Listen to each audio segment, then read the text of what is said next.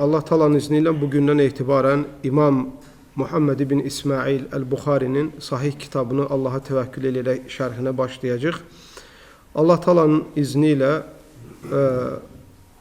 tamamlamağa cəhd gösterəcək. Uca Allah'tan kömək ve ihlas diləyirəm. İmam Buxarinin kitabının şərhinə başlamazdan qabaq elm əhlinin ümumiyyətlə tarix boyu kimlər kitabı şərh eləyib, kimlər İmam Buxarinin Sahih kitabı haqqında danışıb, müqəddimə danışıblar. O müqəddimələr kimisi çox uzundur, kimisi çox qısadır, kimisi çox ortadır. Ümumiyyətlə İmam Buxarinin Sahih kitabını başa düşmək üçün bu müqəddimələr ləbuddur, mütləq danışılmalıdır. Mən qısa olaraq bu məclisimizdə İmam Buxarinin Sahih haqqında, ümumiyyətlə hədis elmi haqqında müxtəsər şəkildə danışacağım ki, kitaba başlamazdan öncə nəyi keçirik, keçdiyimiz kitabın ümumiyyətlə İslam ümmətində, İslam dinində yeri nədir, bunu dərk eləmiş və bilmiş olaq. Təbii ki, qardaşlar, İmam Buxarinin kitabına girmədən öncə sadəcə İmam Buxari haqqında danışası olsaq, buna bir məclis yetmir.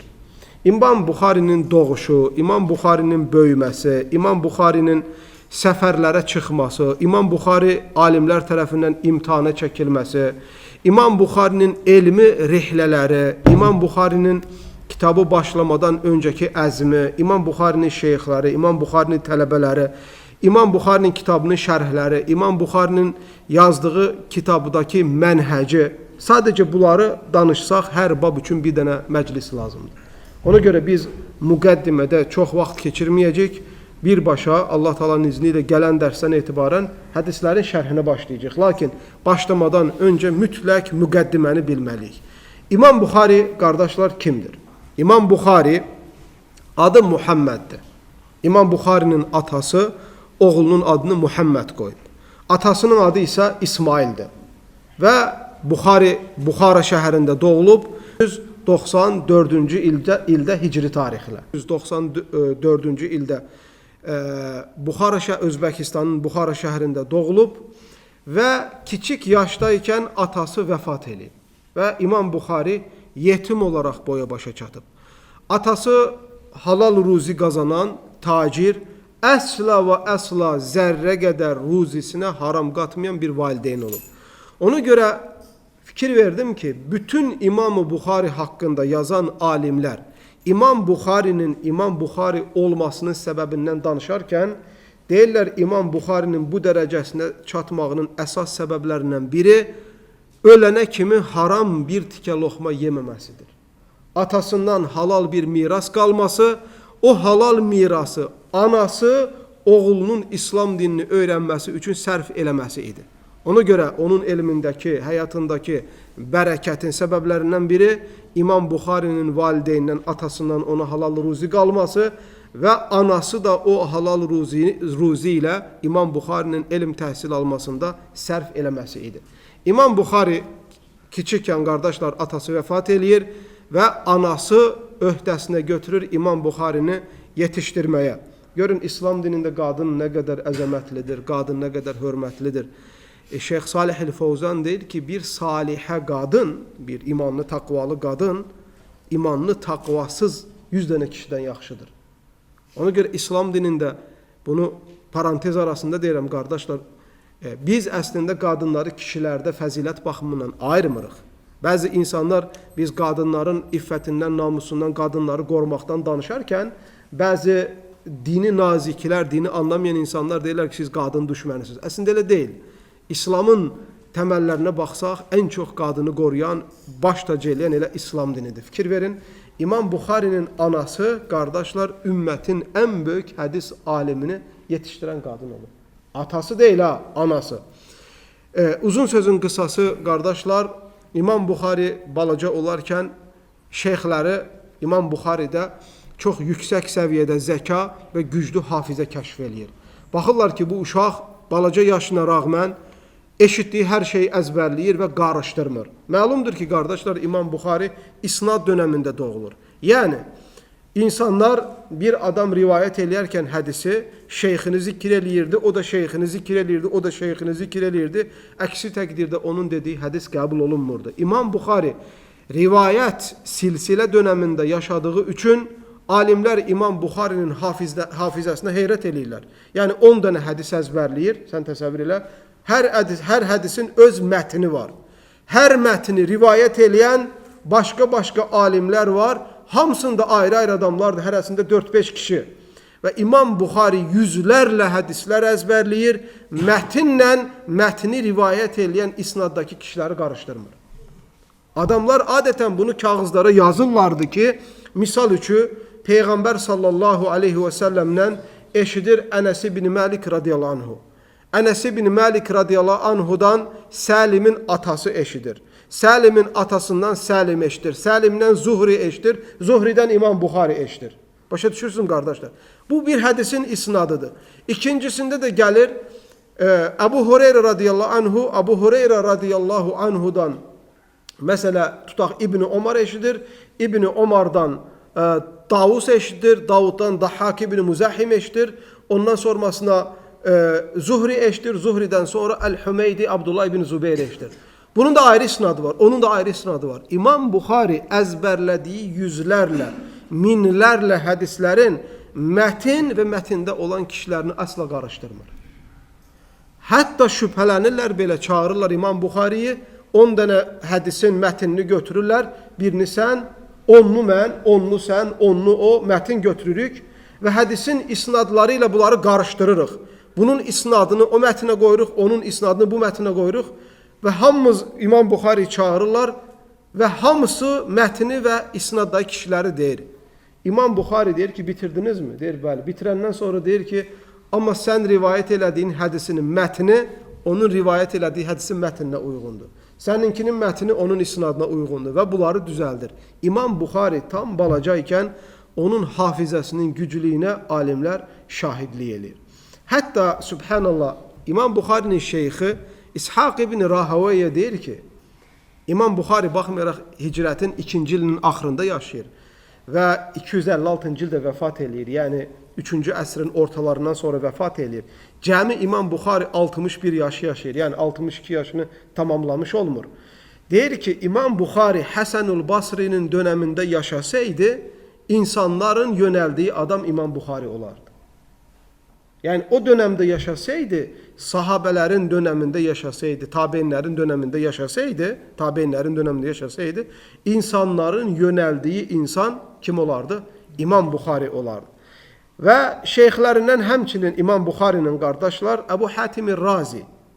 Ebu Hatim Razi deyir ki, Xurasan ölkələrine baxsaq, Xurasan deyildikdə qardaşlar, Pakistan, Afganistan, Özbekistan, Türkmenistan, Qazaxıstan, İran, hamısına Xurasan hökumətləri, ölkələr deyirlər. Deyir ki, Xurasandan İmam Buxari kimisi hələm çıxmayıb.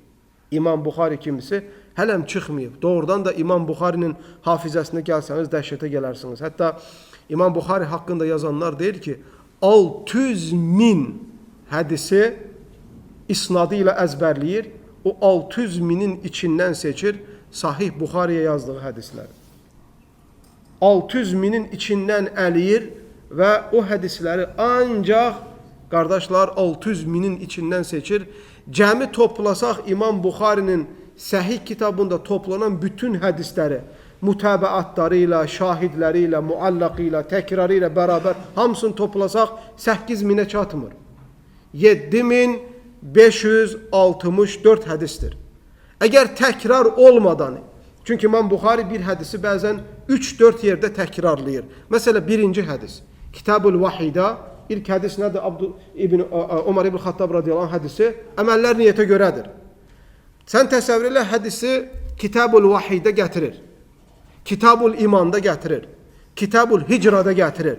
Yəni bir hədisi bir neçə babda, bir neçə kitabda gətirir. Ona görə gətirir ki, o hədisin o babla əlaqəsi olur və oradan əlavə faydalar çıxardır. Ona görə İmam Buxarinin topladığı hədislər təkrarlanmadan baxsaq başqa bir rəqəmdir, təkrarla baxsaq başqa bir rəqəmdir. Təkrarla baxsaq nə qədərdir qardaşlar? 7564 hədis var. Əgər təkrarlanmadan baxsaq, yəni hədisi sadəcə bir dəfə rivayəti ilə götürsək, 2600 hədis var. Bəziləri deyir ki, bəzi hədisləri yerləşdirməyində olan fərqə görə 262 hədis var. Hətta 2600 hədis var, 2602 hədis var. Hətta bəziləri deyir ki, İmam Buxari Sahih kitabında hədisi rivayət eləyərkən bəzi hədisləri muallaq olaraq zikr edir. Nə deməkdir muallaq? Yəni isnadı ilə deyil də rivayət etdiyi hədisin daha güclü olmağını isbat eləmək üçün isnadını silərək birbaşa sahabədən də rivayət edir. Əslində o hədis səhih olur. Sadəcə uzanmasın deyə isnadını silir, birbaşa İbn Abbasdan rivayət edir məsələ. Onunla bərabər təkrarları çıxartsaq 2600-dür. Əgər o mütəbəət dediyimiz gücləndirmək üçün rivayət etdiyi hədisləri də silsək, onun sayı daha az gəlir deyir qardaşlar. Hardasa 2300-ə 2230 hədis gəlir. O bugün hədis inkarçılarını görürsünüz, bəzi zındıqlar var. Yəni xəfi yolla İslam dinini dağıtmaq istəyənlər var. Bu Qafqazda da yayılıblar bəzi dələduzlar. Bəzi xarici qüvvələrə işləyənlər, Muhammed sallallahu aleyhi və səlləmin şəriətini din adı ilə dağıtmaq istəyənlər, bu tarix boyu olmuşdur. Zaten bu dövrdə də var. Gəlirlər, deyirlər ki, bu qədər hədisi hardan bildi, necə rivayət elədi, bu falan filan. Əslində Sahih Buxarinin içindəki hədislər çox deyil. Əgər təkrarlanmadan baxsaq, dediyimiz kimi 2230 hədis var. 2230 hədisi və düşünürəm ki, ümmətin əksəriyyəti buna can qoysa, hamı əzbərləməyə qadirdir. Hamı bu hədisləri əzbərləmək imkanındadır. Həmçinin möhtərəm qardaşlar, İmam Buxari rahiməhullahın bilirsiniz, İmam Buxari oturub İmam Əhməd ibn Həmbəl, İmam Şafii və yaxud da İmam İbn Qudamə, İmam İbn Rəcəb və onlar kimi oturub məsələ fiqhi kitablar yazmayıblar. Elm əhlinin ixtilaflarını nəql eləməyiblər. Məsələdə olan ixtilafları nəql eləyərkən məzhəblərin dəlillərini və ixtilafın səbəblərini, dəlillərin dərəcə səviyyələrini, onların içindən çıxardan faydalar və ən doğru olan və doğru olanın daha geniş dəlillərini, bu haqda kitablar yazmayıb. İmam Buxari yazdığı səhih kitab əslində həm fiqhi özündə cəm eləyib, həm fiqhi özündə cəm eləyib, həm tarixi özündə cəm eləyib, həm təfsiri özündə cəm eləyib, həm tövhidi özündə cəm eləyib, həm də qardaşlar fiqhi özündə cəm eləyib. İmam Buxarinin kitabında qoyduğu babların hamısı əslində fiqhi bablardır. İmam Buxarinin fiqhi kitabında qoyduğu bablardır deyir hədis alimləri. Və bir çox hədis fiqh alimləri 4 məzhəbin 4-ündən də əslində İmam Buxarinin qoyduğu, kitabına qoyduğu bablardan istifadə ediblər fiqhi məsələləri. Məsələn, İmam Buxari bab qoyur qardaşlar. Babı qoyur. Deyir ki, imandandır bir müsəlman özünə istədiyini müsəlman qardaşına istəməsi. Babdır. Və altına bu məsələ ilə ilgili olan dəlilləri gətirir. Sən təsəvvür elə, fiqh alimləri isə nə edirlər? Öncə dəlilləri gətirirlər, ondan dəlildən faydalar çıxardırlar. Düzdürmü? Məsələ, hədisi gətiririk, Buxaridə hədis var. Peyğəmbər sallallahu aleyhi və səlləm buyurur ki, "Lə yu'minu ahadukum hatta yuhibba li axihi ma yuhibbuhu li nefsi." Sizdən biriniz iman etmiş olmaz, özünə istədiyini müsəlman qardaşına istəmədikcə. Sonra hədisi şərh eləyirlər. Şərh eləyərkən hədisdən çıxan faydalardan, hökmlərdən biri nədir? Müsəlman özünə istədiyini nə etməlidir? Müsəlman qardaşına da istəməlidir. Sən özünə iman arzulayırsan, müsəlman qardaşına da arzula. Sən özünə elm arzulayırsan, müsəlman qardaşına da arzula. Sən şərlərdən Allaha sığınırsan, müsəlman qardaşını da Allah qorumasını istə. Başa düşdükmü? Yəni hədisi götürürük və içindəki faydaları baxırıq. Amma İmam Buxarinin fiqhinə ən böyük dəlalət edən şeylərdən biri nədir? Elə bir başlıq qoyurdu ki, hədisin gətirməzdən qabaq, təxminən başlıqdan bilirdin ki, altında hansı hədislər gələcək. Bu da, daha doğrusu insanların mövzunun nədən getdiyini öncədən bilgi verir. Buna da fiqh deyirlər. Fiqh nədir qardaşlar? Anlamaq. Anlamaq, anlayış, başa düşmək deməkdir. İmam Buxarinin özəlliyindəndir qardaşlar. Sahih Buxaridə İmam Buxari kitabını yazarkən kitablara bölmüşdür. Məsələ, Kitab Bəd'ul Vahiy, vəhyin başlanma kitabı. Kitab Ət-Tahara, taharat kitabı. Kitab As-Salat, namaz kitabı. Zəkat kitabı, həc kitabı. İmam Buxari sahih kitabını kitablara bölərkən neçə kitab çıxır? 97 kitab. Kitabı Sahih Buxari 97 kitaba bölür. Bəzi rivayətlərdə gəlir 99 kitaba bölür. Hər kitabın içində də yüzlərlə bablar var. O babların hamısı İmam Buxarinin hədisdən çıxartdığı faydalardır. Fikir verin, bayaq nə dedik? Dedik ki, təkrarsız hədislərin sayı 2230-dur. Təkrarsız hədislərin sayı mütəbəələri, şahidləri də çıxartsaq. Təkrarsız mütəbəələr hədisindən gətirsək 2600 və yaxud 2602-dir. Başa düşürsünüzmü? Amma 97 kitabın içində gələn babların sayı isə 3800-dür. Biri qalxıb sual verə bilər ki, əgər təkrarlanmadan, şahidləri zikr eləmədən hədislərin sayı 2230-dursa, babların sayı hədislərin sayından çoxmu olur ki, 3800 bab olur? Bəli, qardaşlar, bəzən İmam Buxari bir hədisə 3-4 dənə bab qoyurdu. Niyə? Çünki bir hədisin özü 3-4 dənə məsələyə dəlalət eləyirdi. Hər dəlalət elədiyi məsələyə nə edirdi? Addelini bab qoyurdu, ayrı xüsusilə bab qoyurdu. Bab, yəni əslində hədislərdən çıxardılan fayda deməkdir. Başa düşdüyüm? Ona görə İmam Buxarinin qardaşlar bir çox fiqh alimləri sahih kitabını yazarkən üzərində getdiyi mənhəci götürür, onun üzərində fiqh məsələləri xırdalayır. Fiqh kitabları görmüşsünüz də, məsələ Həmbəli məzhəbini götürün, Şafii məzhəbini götürün, Hənəfi, Maliki məzhəbini götürün. Hər zaman başlayırlar hardan? Birinci suların növlərindən. Suların növlərindən niyə başlayırlar qardaşlar? Çünki onlardan qabaq İmam Buxari sahih kitabını yazarkən elə birinci fiqh məsələlərdən suların növlərindən başlayıb. Kimdən ilham alıblar fiqh kitabları yazmaq üçün? İmam Buxari'dən. Başa düşürsünüzmü? Ona görə baxın, İmam Buxari Allahın lütfüdür bu ümmətə. 4 məzhəbin 4-ündə də Əhl-i Sünnə vəl Cemaada, Hənəfilərdə də, Şafilərdə də, Malikilərdə də, Həmbəlilərdə də İmam Buxari qəbul olunur. İmam Buxarinin kitabı umdədir. Əhl-i Sünnə vəl Cemaa icma eləyib. Bu sözü təkrar eləyirəm. Nə inib qardaşlar? Əhl-i Sünnə icma eləyib ki, Allahın kitabından sonra ən səhih, etibarlı kitab İmam Buxarinin yazdığı kitabıdır. Niyə qardaşlar? Niyə İmam Buxarinin baxmayaraq ki, Buxaridə var, baxmayaraq Muslim var, Abu Davud var, Tirmizi var, Nəsai var, İbn-i Məcə var, İmam Malik'in Muvatta kitabı var, İmam Əhməd ibn Həmbəlin Musnəd kitabı var, Abdurrazaqın Musannaf kitabı var və s. və s. əsərlər və hədislər kitabları çoxdur. Bunların hamısının içində Sahih Buxari niyə icma olunub ki, ən səhih kitabdır? Çünki dediyim kimi, bayaq müqəddimədə dediyim kimi, İmam Buxarinin hədisi rivayət etməkdə qoyduğu şərtlər başqa alimlərin qoyduğu şərtlərdən nə idi? Daha sərt idi. İndi isə keçək qardaşlar, qısa olaraq mən bunu sizə başa salım. Niyə İmam Buxari rahimahullahın kitabı ən səhih kitabı idi? İmam Buxari neçə yüz hədis əzbərləmişdi mətni ilə qardaşlar sahih yazmazdan qabaq? 600 min. Nə qədər? 600 min. Bismillah.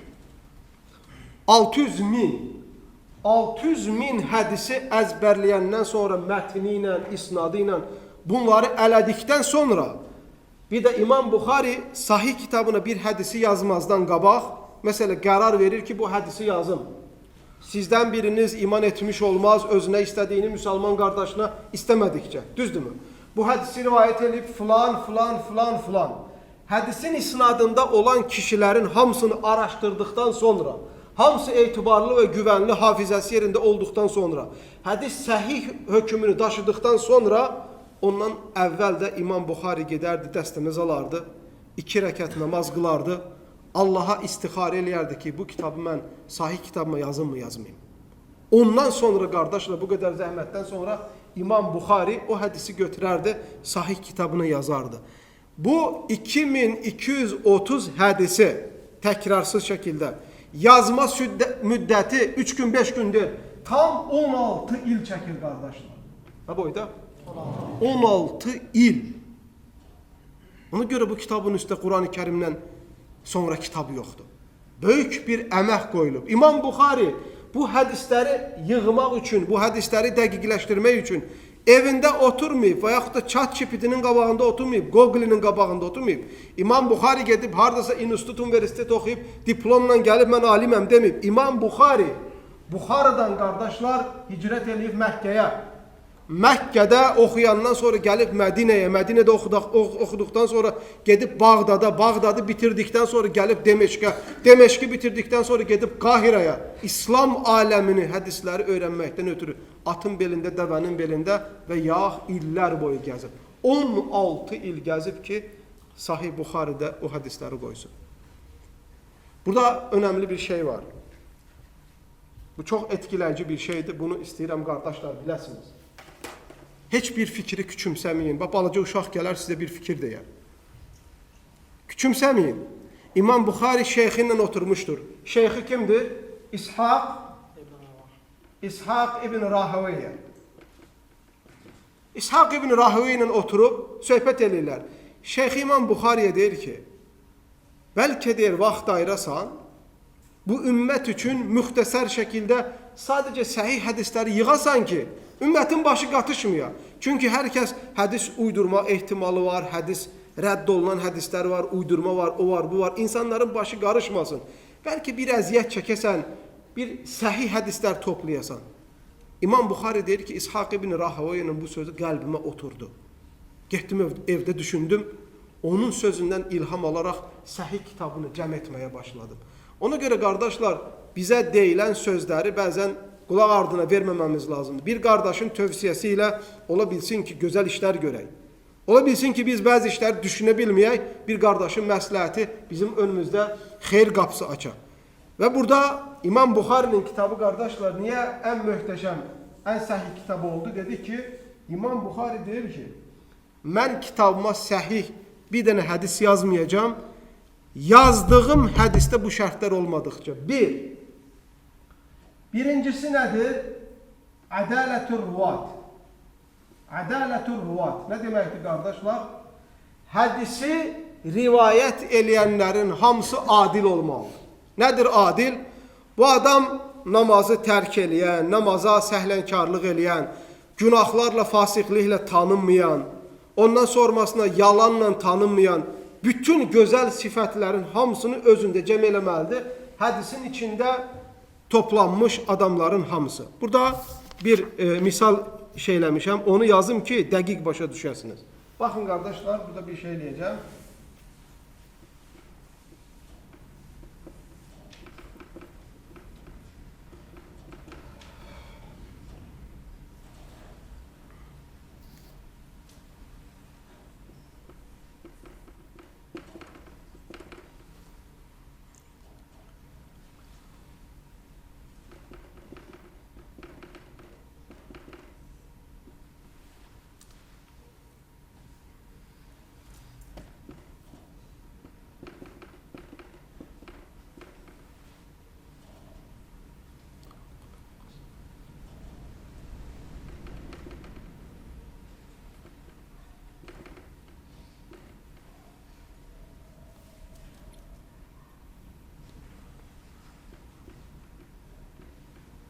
Aydındır mı? Ha? Bakın İmam Buxari deyir ki, El-Hümeydi Abdullah ibn Zübeyr'den eşittim. İmam Buxari deyir ki, El-Hümeydi Abdullah ibn Zübeyr'den eşittim. El-Hümeydi Abdullah ibn Zübeyr Sufyan ibn Uyeyne'den eşitib.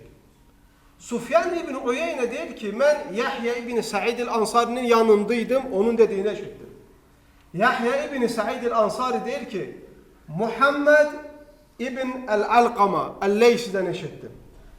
Ve o da deyir ki, Alqamat ibn Vakkas el-Leysi de deyir ki, mən Ömer ibn Xattab'dan eşittim. Başa düşdünüz mü? Neçə kişi var? Peygamber sallallahu aleyhi ve sellem kimi. 5 kişi var. Neçə kişi var? 5 kişi. İndi İmam Buxari bu hədisi qoymazdan qabaq deyir ki, bu adamlarda hamısında bir 5 sifət lazımdır. Birincisi ədalət, ikincisi əddabıt, üçüncüsü ittisalü sənəd, tamam mı? Dördüncüsü, ne dördüncüsü babi? Adam-ı şüzûz. Bir de adam vücud illetul qadiha. Deyir ki, mən bu hədisi qoymaq üçün bu 5 kişinin hamısında bu 5 sifətin hamısı olmalıdır. Həm onlardan biri yoxdursa, bu 5 adamda onlardan biri yoxdursa, bu hədisi İmam Buxari Sahih kitabına yazmır. Siz bir dənə çətinliyi dərk edə bilirsinizmi qardaşlar? Baxın, nədir? Əl-Hümeydini götürürük. İmam Buxari deyir ki, Hümeydiyə baxanda ədalətdədirmi? Yəni adam namaz qılır, oruç tutur, zəkat verir, həccə verir, günahlar eləmir, yalan danışmır. Və bunun haqqında İmam Buxari araşdırma eləyir. Gedir, hamıdan soruşur bunun haqqında. Əgər bir adam desə ki, etibarlı adam, bu adamı yalan eşitmişəm, İmam Buxari bundan daha götürmür. Hamı bunun haqqında gözəl deməlidir. İkinci, bunun haqqında ikinci sifəti axtar, ad-dabıt. Yəni, hafizəsi güclü olmalıdır. Bugün bunu deyirsə, vaxt onun əksini deyir, belə olmamalıdır. Hafizəsi güclü olmalıdır, dediyi hədisdə yalan ehtimalı, unutqan ehtimalı olmamalıdır. Yəni, İmam Buxari gəlir, Hümeydi haqqında soruşanda deyirlər, həm adam salihdir, həm də hafizəsi çox güclüdür. Amma onu deyir. Ondan sonra ittisalu sənəd, mən rivayət elədiyim hədisdə bu 5 kişidən biri bir-biri ilə görüşmüş olmasa, o hədisi qəbul eləmir. Yəni, bunlar bir dövrdə yaşamış olsa, amma bir-birlərlə görüşdüyü ispat olunmasa, yalan olmaq ehtimal olduğu üçün götürmür. Bunlar mütləq bir-birini görmüş olmalıdır. Hədisi rivayət eləyərkən eşitdim deməlidir. Ondan mənə çatdı yox ha. Mütləq eşitmiş olmalıdır ki, ortaya yalan ehtimal olmasın. Dördüncüsü nədir? Hümeydi dedi ki, ən etibarlı adam çıxdı. Hafizəsi ən güclü adam çıxdı. Heç kim onun haqqında pis demədi. Bir də bu rivayət elədiyi hədis özündən güclüsünə müxalif olmamalıdır. Başa düşürsünüz bunu? Yəni, onun rivayət elədiyi hədis ondan daha gözəl sifətlər daşıyanın rivayətinə tərs düşməməlidir. O da diqqət alınır. Buna nə deyirlər? Ədəm-ü şuzud. Bir də ədəm vücud illətül qadihə. Gizli hilə olmamalıdır hədisin mətnində. Nə deməkdir gizli hilə? Məsələ belə bir şey ola bilir. Misal üçün, İmam-ı Zuhri var, düzdürmü? İmam-ı Zuhri'nin şeyxi kimdir? İmam Səlim. Səlim tabeindir. Atası isə sahabədir. Səlim kimdən rivayət edir qardaşlar? Atasından. Atası isə Peyğəmbər s.ə.v. Bax, Zuhri, Səlim atasından, atası da Peyğəmbər s.ə.v. Zuhridən də İmam Buxari hədis güclüdür. 4 kişi olduğuna görə. Düzdürmü? Birdən biri çıxar Hümeydi. Hümeydi gələr der ki, Hümeydinin də Buxarinin şeyxlərindən biri Hümeydidir. Hümeydinin şeyxlərindən biri də Zuhridir. Bəzən ola bilər ki, Hümeydi Zuhridən eşitsin, İmam Buxari də Hümeydidən. Başa düşdünüz mü? Birdən Hümeydi gəlib desə ki, mən Zuhridən eşitdim, Zuhridə Səlimlə. Səlimin yerinə birdən Ənəs desə, yəni Zuhri Ənəsdən, Ənəs də Peyğəmbər s.ə.v. Baxırlar, görürlər ki, Zuhri Ənəsi görüb, görüb. Ehtimal var. Amma bunu kəşf eləyə bilmirlər ki, o hədisi eşitməyib. Onu profesional hədis alimləri, hədis mütəxəssisləri həmən tutur ki, bunlar eyni dövrdə yaşamış olsa da, illa bu hədisi Zuhri Ənəsdən deyil, Səlimlə rivayət edib. Səlimin adını Ənəslə qarışdırdığı üçün gizli səbəb ortaya çıxır. Ona görə İmam Buxari bunu da qəbul eləmir. Fikir versin qardaşlar. Fikir versin apa. Nə qədər İmam Buxari bir hədisi səhih kitabında ispat eləmək üçün nə qədər yolları əliyir qardaşlar. Ona görə 2230 hədisi yazmaq üçün neçə il sürür? 16 il İmam Buxari rahimehullah hədisi neynir? Rivayət edir. İmam Buxarinin dedik ki, kitabında neçə kitab var? 97. Bəziləri də deyir ki 99. O fərq eləməz. Yəni bu 2-3 babın artıq, kitabın artıq əks olmasın. Birinci bab nədir dedik? Bismillah. Kitab Bəd'ül Vahiy. Vəhyin başlanması. Sonuncu bab nədir? Kitab-ı Tevhid. Sual burada. İmam Buxari Tevhid kitabını niyə axıra salıb? Halbuki tevhid ən önəmli məsələlərdən biridir, düzdürmü? Əslində İmam Buxari vəhiy babı ilə başlayıb da, vəhyin özü nə ilə tövhidin özü nə ilə isbat olunur? Vəhiy ilə.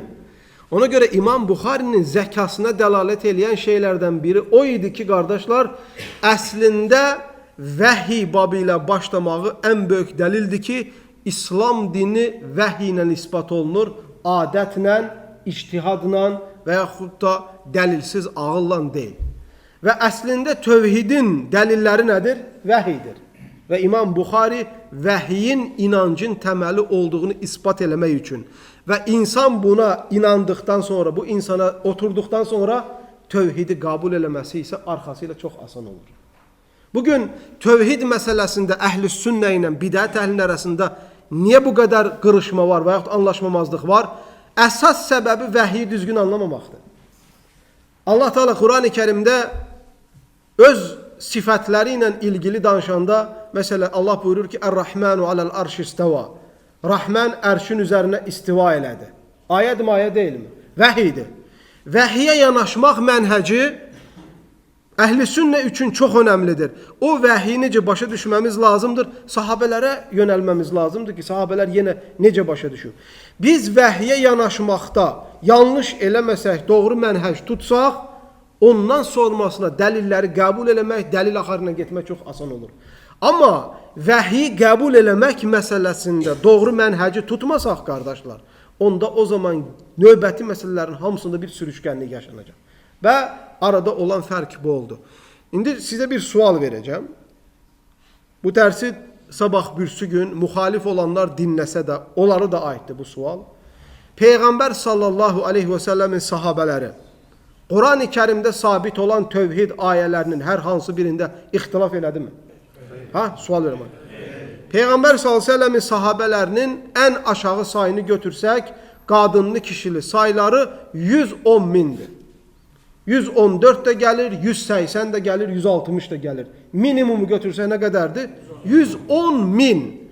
110 min Peyğəmbər sallallahu aleyhi və səlləmlə vəhyi eşdən sahabələrin arasında heç bir tövhid ayələrində ixtilaf olmadı. Peki o sahabələrin dizinin dibində oturan, o vəhyi öyrənməyə çalışan 100 minlərlə tabeinlərin arasında ixtilaf oldu mu? Oldu mu, olmadı mı qardaşlar? Olmadı. Biz tabeinlərin sifət ayələrində, tövhid ayələrində müxtəlif fikir dediklərini görmədik, eşitmədik. Xeyirli əsrlərdən sonra çıxdı ixtilaf. Cəhmiyyə ortaya çıxdıqdan sonra çıxdı ixtilaf. Tövhid və sifət ayələrində. Murciyələr çıxdıqdan sonra, cəhmiyyələr çıxdıqdan sonra, rafizlər çıxdıqdan sonra, mu'təzilələr çıxdıqdan sonra bu məsələlər ortaya çıxdı. Və bunun da çıxma səbəbi nə idi? Bəzi ölkələrdən İslama gələnlər, hasılar ki, fəlsəfə ilə yetişmişdilər, başqa dinlərdə olan fəlsəfəni İslam kitablarına soxduqdan sonra insanların vəhiy ilə olan uzlaşmalarında problem çıxır və bu problem də vəhyin, kitab və sünnənin anlamasına sirayət eləyir və ixtilaflar buradan doğur. Ona görə qardaşlar, əhl-i sünnə vəl cəmaanın inancı, əqidəsi, mənhəci çox açıq və çox rahatdır. Və açıq və rahat olduğuna görə onu anlamaq da çox çətindir. İsnad İslam dinində çox önəmlidir. Əhl-i sünnə vəl cəmaa isnad məsələsində çox önəm verir. Əgər isnad yoxdursa, biz onu qəbul eləmirik. Nə yoxdursa? İsnad. İsnad yoxdursa qəbul eləmir. Ona görə alimlər deyir ki, isnad bizim dinimizdir. Başa düşürsünüz? İsnad nədir, qardaşlar? İsnad budur. Bir məsələni o ondan eşidib və onların eşitməyində heç bir sıxıntı ehtimalı yoxdur. İsnad budur. Əgər isnad olmasa, hər kəs istədiyini uydurar. Hər kəs deyər, Məhəmməd Peyğəmbər s.ə.v belə dedi, o belə dedi, bu belə dedi. Necə ki, bugün bəzi firqələrdə. Əldən çıxan özündən hekayə uydurur. Peyğəmbər s.ə.v-in adı ilə, Əhl-i Beytin adı ilə, sahabələrin adı ilə, imamların adı ilə. Hədis uydurur, daha uydurur. Hətta bəziləri olubdur, İmam İbn Kəsir və başqaları gətirir, qara baldırcan satmaq, bazara qara baldırcan aparır, bir 10 meşək. Qara baldırcan. Görür sata bilmir, klient gəlir, müştəri yoxdur. Çıxır qarı baldırcanın üstünə deyir ki, siz nə nankör adamsınız, hədis var. Peyğəmbər s.ə.v deyir ki, əl-bədincənu limə ukilə ləhu.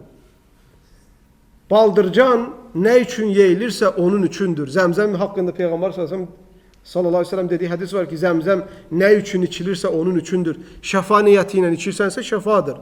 Doymaq niyyəti ilə içirsənsə doymadır. Yəni bərəkət var. Qaldırır zəmzəm hədisini baldırcana soxuşdurur. Deyir, baldırcanda şəfa var. Yəni, cəma baldırcanı sata bilməyəndə hədis uydurur. İsnad dinə Rasulullahın sallallahu aleyhi və səlləmin adıyla yalan soxulmasın deyə, uydurulmasın deyə isnad var. Ona görə əhl-i sünnənin inancının ən böyük təməllərindən biri isnaddır, qardaşlar. Biz isnad olmadan heç bir şeyi nə Allaha nisbət eləmirik, nə Peyğəmbər sallallahu aleyhi və səlləmə nisbət eləmirik, nə də İslam dininə neynəmirik? Nisbət eləmirik. İsnadla olur. Ona görə əhl-i sünnə tarix boyu əsla görərsiniz ki, çaşmazlar. 1300 il, 1200 il bundan qabaq bir əhl-i sünnə aliminin dediyini 21-ci əsrdə yenə bir əhl-i sünnə alimi eyni şey dediyini görərsiniz. Eyni şeyi. Niyə? Çünki əhl-i sünnənin gedəcəyi yol, mənhəci bəllidir. Quran-ı Kərimə yanaşmaq bəllidir. Hədislərə yanaşmaq bəllidir. Tövhid kitablarına yanaşmaq, tövhid məsələlərinə yanaşmaq bəllidir, fiqh məsələlərinə yanaşmaq bəllidir. Tarixi necə oxuyurlar, siranı necə oxuyurlar, təfsiri necə oxuyurlar, mustalahı necə oxuyurlar, fiqhi necə oxuyurlar, hamısı bunların mənhəcləri bəllidir. Və uzun illər boyu eyni mənhəclə davam edilir və ona görə ixtilaf yoxdur. Ümmətin izzəti də doğru mənhəclə, doğru yolla gedənlərdədir. Allah Teala cümləmizi qardaşlar eşidib faydalardan etsin. Amin. Və xeyirləri öyrənməyi Allah Teala hamımızı asanlaşdırsın.